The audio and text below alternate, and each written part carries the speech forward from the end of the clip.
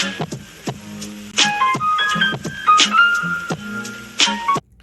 everyone, welcome back. Today we're going to be looking at standard 6.G.A.2, find the volume of a right rectangular prism with fractional edge lengths by packing it with unit cubes of the appropriate unit fraction edge length, and show that the volume is the same as would be found by multiplying the edge lengths of a prism.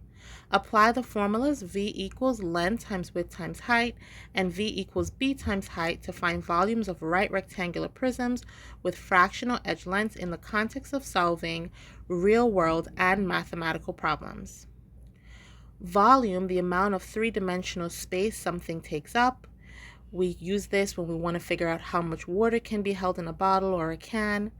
Volume is measured in cubic units, for example, inches cubed or cubic inches, okay?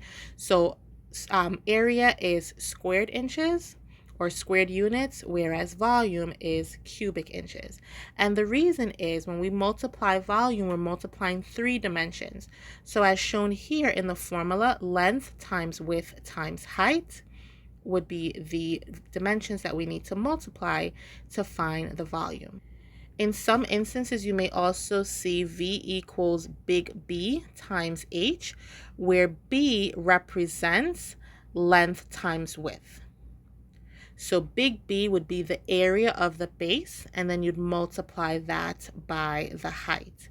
Okay, so you could always sometimes see that formula V equals big B times H, where B is the area of the base, length times width, as shown in the previous formula. So here is our first example. What is the volume? So I'm going to go ahead and write my formula. V equals, I'm going to use big B times H, where the B represents the area of my base. So that would be my length times my width times my height. So I'm going to put in here 3 times 3. And then I'm going to multiply that by the height of 5. So 3 times 3 is 9. And then 9 times 5 is equal to 45 feet cubed, okay, or 45 cubic feet. So our next example, what is the volume? Here we have some decimal numbers. We're going to go ahead and label them length, width, and height. And our formula V equals the big B times H, where the big B is length times width, and we're going to multiply that by the height. So we can go ahead and substitute. So 3 times 2.1 times 3.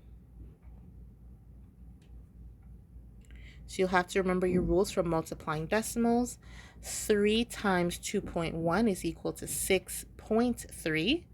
And we're going to multiply that by 3.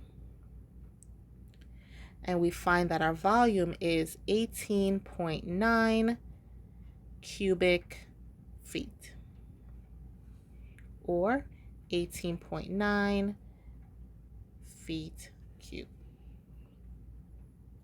Right, in our next example, we're working here with a cube, right? All the dimensions are the same, so length times width times height. Now, you cannot take a shortcut and multiply 4.8 times 3. It's very different than multiplying a number by itself, okay? So 4.8 times 4.8 times 4.8. And if you notice, I'm using my parentheses here to show my multiplication just because I'm working with so many decimals. So 4.8 times 4.8 is 23.04. And now we need to multiply that by another 4.8.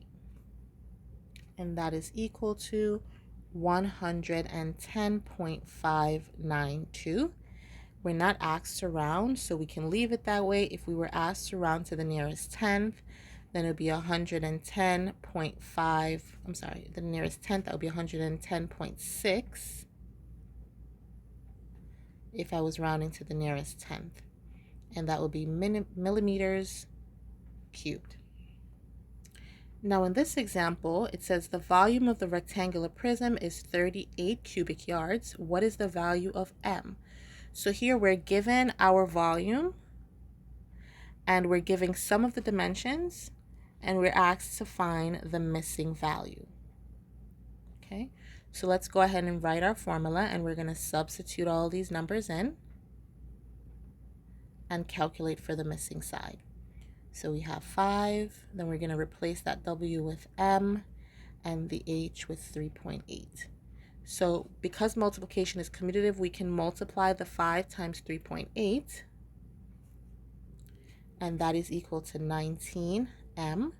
Now we know that the volume is 38, so I'm going to replace my V with 38.